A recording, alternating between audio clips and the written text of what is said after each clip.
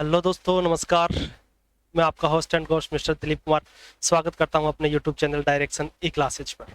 ये जो तस्वीर आप लोगों को दिख रही है, इन तस्वीर से सभी लोग परिचित हैं। ऐसा कोई शख्स नहीं जो इस तस्वीर को नहीं जानता। ये हमारे हैं डॉक्टर सर्वपल्ली राधाकृष्णन जी, जिनके बेस पे आज हम शिक्षा के जगत में मुकाम को हासिल करते जा रहे हैं। लेकिन वर्तमान परिस्थितियों को देखकर क्या जो मुकाम है वो हम पहुंच पाएंगे, या उस मुकाम तक हम पहुंच पाएंगे या नहीं पहुंच पाएंगे, सवाल ये खड़ा होता है। देखो, वर्तमान में जो परिस्थितियां चल रही हैं वो एजुकेशन को लेकर एक गंभीर चिंता का विषय है। यदि आप लोग भी इस सेक्टर से जुड़े हुए हैं तो आप लोगों को भी इसके बारे में सोचना चाहिए, विचारना चाहिए और मंथन करना चाहिए। मंथन करने के बाद में हमें एकजुट होकर आवाज उठानी चाहिए कि हमारे शिक्षा के विरुद्ध जो खिलवाड़ किया जा रहा है, हमारी शिक्षा के साथ जो खिलवाड़ किया जा रहा है, वो हम कतई सहन नहीं कर पाएंगे। ये जो खिलवाड़ हो रहा है, इसके लिए सरकार जिम्मेदार नहीं है, इसके लिए सरकारी तंत्र जिम्मेदार नहीं है, सरकारी ओहदे के लोग जिम्मेदार नहीं है। इसके लिए जिम्मेदार है आम नागरिक। आम वो नागरिक जो शिक्षा से जुड़ा हुआ है, चाहे वो विद्यार्थी हो, चाहे वो अभिभावक हो, चाहे वो शिक्षक हो। क्यों है? क्योंकि हम इसके खिलाफ यदि आवाज नहीं उठाएंगे तो ये इस तरीके से हमें अंधकार की ओर लेकर जाएंगे। कहा जाता था कि शिक्षा वो शेरनी का दूध है, जो पिएगा वो दहाड़ेगा। लेकिन आजकल ये क्या हो गया है इस दूध को कि जो पी रहा है वो दहाड़ने की बात तो दूर, चुप्पी तक नहीं तोड़ रहा है। इसके पीछे क्या कारण है? इसके पीछे हम सब जिम्मेदार हैं। मैं किसी एक को जिम्मेदार नहीं मानता, इसके पीछे हम सब जिम्मेदार हैं। जनता जिम्मेदार है, आम नागरिक जिम्मेदार है, वो विद्यार्थी जिम्मेदार है, वो शिक्षक जिम्मेदार है जो इसके विरुद्ध आवाज नहीं उठाता। वो बड़ी बड़ी संस्थाएं जिम्मेदार हैं जो इसके विरुद्ध आवाज नहीं उठाती। वो संस्थाएं जो अपने किसी व्यक्ति विशेष के जन्म दिवस के लिए विश्व रिकॉर्ड बनाने की बात करते हैं, विश्व रिकॉर्ड बनाने के लिए गुहार करते हैं उस स्टूडेंट से जो एक अपने भविष्य को लेकर चिंतित है। लेकिन जब उस बच्चे के भविष्य की बात आती है तब वो लोग अपनी चुप्पी नहीं तोड़ते। क्यों नहीं तोड़ते? वो सोचते हैं कि ये एक राजनीतिक मुद्दा है, लेकिन ये राजनीतिक मुद्दा नहीं है, ये विद्यार्थी हित का मुद्दा है। हमें इसके विरुद्ध लड़ना होगा, आवाज उठानी होगी। मैं भी एक छोटा सा प्रयास कर रहा हूं कि ये जो मेरी आवाज है, ये जो मेरे विचार हैं, वो लोगों तक पहुंचे और लोग इसके प्रति जागरूक हों। हमें शिक्षा के तंत्र को मजबूत करना होगा। क्या आज इन जो हमारे शख्स हैं, जो आपको तस्वीर में दिख रहे हैं, डॉक्टर सर्वपल्ली राधाकृष्णन जी, क्या इनकी आत्मा आज सुखी है? क्या इनकी आत्मा आज शांत है? लेकिन हम ये सोच रहे हैं, देखो, ईश्वर की हम बात कर लेते हैं। हिंदुस्तान में रहने वाले लोग हैं, सब लोग सात्विक हैं। लगभग मानता हूं कि अधिकतर लोग ईश्वर में विश्वास रखते हैं, अपनी श्रद्धा रखते हैं। तो ये भी कहा जाता है कि आत्मा दुखी होती है या परेशान होती है, ये अपन जान सकते हैं, इस बात को महसूस कर सकते हैं। तो क्या आज इन शख्स की आत्मा भी परेशान है या नहीं है? ये अपने आप में एक परेशान करने वाली बात है कि शिक्षा को हम लोग चकनाचूर की ओर ले जा रहे हैं। हम शिक्षा के मूल्यों को नहीं समझ पा रहे हैं। कहा भी गया था कि आज सब सुखी हैं, सब लोग खुश है, लेकिन एक शिक्षक है जिसकी आंखों में आंसू हैं। क्यों है?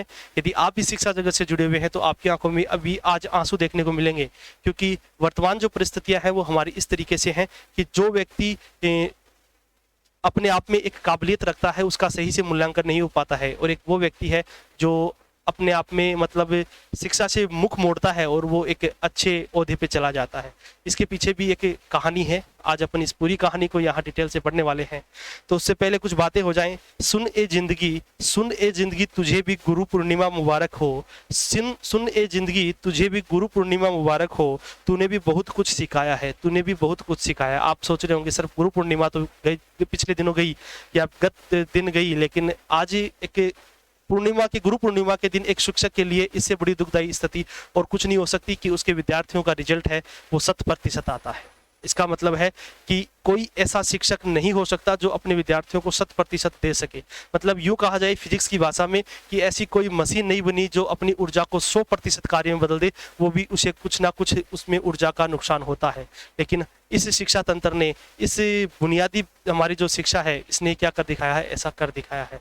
हर कोई खुश है, विद्यार्थी खुश है क्योंकि उसे बिना मेहनत किए 90% मिल गए। अभिभावक खुश है क्योंकि उसे बिना फीस भरे बच्चे अच्छे अंकों से पास हो गए। संस्था प्रधान खुश है कि उनके स्कूल का रिजल्ट बढ़िया रहा। और एक शिक्षक है वो आज दुखी है। क्यों दुखी है? क्योंकि उसे इस बात की चिंता है कि मेरे देश की नींव इन खोखली ईंटों पे रखी जाएगी जो लगभग ज़्यादा दिनों तक नहीं चलने वाली। एक शिक्षक की स्थिति आप लोग इस तस्वीर में देख सकते हैं, किस तरीके से एक हताश शिक्षक खड़ा है। मतलब जो शिक्षक खुद अंधेरे में रहता है और ज्ञान की रोशनी से लोगों को रोशनी से मार्ग दिखाता है, वो आज एक दुविधापूर्ण स्थिति में आ खड़ा है। खींचता था आड़ी टेढ़ी लकीरें, खींचता था आड़ी टेढ़ी लकीरें, आपने उंगली पकड़कर लिखना सिखाया, हमारे अंदर ज्ञान का दीप जलाकर हमारे अंदर के अंधकार को मिटाया। ये एक शिक्षक को समर्पित लाइनें हैं, लेकिन वर्तमान में शिक्षक की स्थिति दयनीय है। ये क्यों है, इसके लिए हम सब जिम्मेदार हैं, हमें एकजुट होकर आवाज उठानी चाहिए। 12th के रिजल्ट की बात करें तो 12th के रिजल्ट आप लोगों ने देखे हैं, किस तरीके से रिजल्ट आया है। एक स्टूडेंट की हम बात करें तो किस तरीके से एक स्टूडेंट है वो अपने आप को हताश महसूस कर रहा है कि जिसने दिन रात मेहनत की उसके पास में नतीजे आए 80% 90% है, और जो एक विद्यार्थी मेहनत नहीं करने वाला है उसको भी 90% मिल जाते हैं। मतलब गधे और घोड़े दोनों बराबर हो जाते हैं। लेकिन अभिभावक को ये कभी नहीं भूलना चाहिए कि उसके स्टूडेंट का या उसके बच्चे का उसको लेवल पता है कि मेरा बच्चा क्या कर सकता है, और बच्चे को भी, विद्यार्थी को भी ये नहीं भूलना चाहिए कि मेरे अंदर क्या कैपेसिटी है, मेरे अंदर क्या योग्यता है। देखो, यदि हम किसी को हद से ज्यादा दें तो वो भी नुकसानदायक होता है, और हद से कम दें वो भी नुकसानदायक होता है। आपने कहावत सुनी होगी, ऊंट के मुंह में जीरा, कि आप एक इतना खाने वाले ऊंट को अगर थोड़ा सा देते हो तो वो अपने आप को संतुष्ट नहीं कर पाता है। लेकिन एक वो जिसको जो थोड़ा खाता है लेकिन आप उसको और बहुत ज्यादा दे देते हो तो वो भी संतुष्ट नहीं रह पाता है।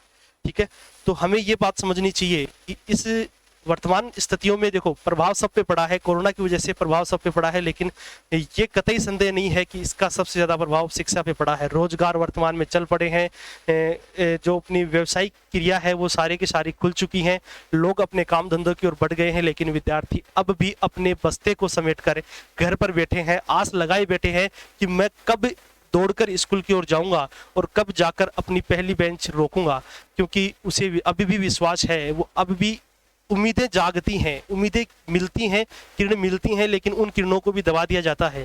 कि कई बार देखो, हमारे जो राजतांत्रिक हैं उसमें कई ऐसे मुद्दे आते हैं, कई बार ऐसी घोषणाएं की जाती हैं कि स्कूल खुलने वाले हैं, लेकिन फिर अगले ही 24 घंटे के दौरान उसमें न्यूज आती है कि आपकी स्कूलें हैं वो बंद रहेंगी, खुलेंगे नहीं। तो इससे विद्यार्थी के जीवन पर क्या प्रभाव पड़ सकता है ये हम सोच सकते हैं। आज जो बच्चा 3-4 साल का है और वो जो आने वाले जो पिछले 1 साल से आज इस साल से स्कूल जाने की सोच रहा था, आज वो भी अपने बड़े भाई बहन को लैपटॉप के सामने, कंप्यूटर के सामने, मोबाइल के सामने पढ़ता हुआ देखता है तो सोचता है क्या यही स्कूल है, क्या यही स्कूल, इसे ही स्कूल कहा जाता है कि सुबह नहा धोकर उस मोबाइल के सामने हमें बैठना है, क्या यही स्कूल है? क्या अब स्कूलों के माध्यम से बच्चों का सर्वांगीण विकास होगा या नहीं होगा? देखो, जहां कहा जाता है बच्चे का सर्वाधिक विकास होता है वो माध्यम जो स्कूलों में होता है, सर्वांगीण विकास की बात की जाए तो हमारे विद्यालयों में होता है। तो क्या अब वो विकास की पटरी दोबारा जाएगी? ये परिणाम हमें भले ही आज नहीं दिखाई दे रहे हों, इसके दुष्परिणाम हमें आज नहीं दिखाई दे रहे हों, लेकिन आने वाले 2-3 सालों में इसके परिणाम हमें इन फ्यूचर हमें दिखाई देंगे। जो बच्चे इस बार पास हुए हैं, 12th एग्जाम बिना एग्जाम दिए पास हुए हैं, उनकी मार्कशीट के ऊपर ठप्पा लगेगा। जैसा कि ठप्पा लगेगा, क्या लगेगा कि कोरोना की वजह से प्रमोट किया गया है। तो क्या वो अब जो बच्चे काबिल थे, क्या वो अपने आप को संतुष्ट कर पाएंगे? सुनने में भी आ रहा है कि गवर्नमेंट ने ऐसी एक स्कीम भी बनाई है कि जो विद्यार्थी इस रिजल्ट से सहमत नहीं है वो अपने एग्जाम दे सकते हैं। देखो, ये भी कहीं ना कहीं गवर्नमेंट का भी एक दोहरा चाल है, दोहरी विचारधारा है कि जो विद्यार्थी रेगुलर हैं वो एग्जाम नहीं देंगे, उनको बिना एग्जाम के प्रमोट किया गया, और जो सेम पार्टी विद्यार्थी हैं जो रेगुलर नहीं जाते, मतलब जो घर बैठकर स्टडी करते हैं, उनकी एग्जाम होगी। तो क्या उनकी एग्जाम हो सकती थी, तो क्या रेगुलर स्टूडेंट की एग्जाम नहीं हो सकती थी? ये भी अपने आप में एक बड़ा सवाल है।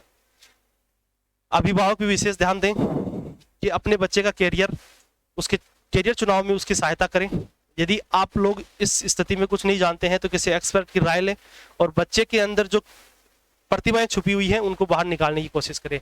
मतलब किसी दूसरे बच्चे के साथ उसकी तुलना ना करें कि आज उसका बच्चा उस पोस्ट पे है तो मैं भी उसे उस पोस्ट पे भेजूंगा। क्या आपका बच्चा वहां जाने के लिए काबिल है? क्या आपके बच्चे की वहां जाने की रुचि है? हो सकता है कि आपकी नज़रों में किसी दूसरे बच्चे की पोस्ट मायने रखती हो, लेकिन उस बच्चे की नज़रों में वो पोस्ट मायने न रखकर किसी दूसरी पोस्ट को वो अपने ख्वाब में, अपने सपनों में सजोए रखता है।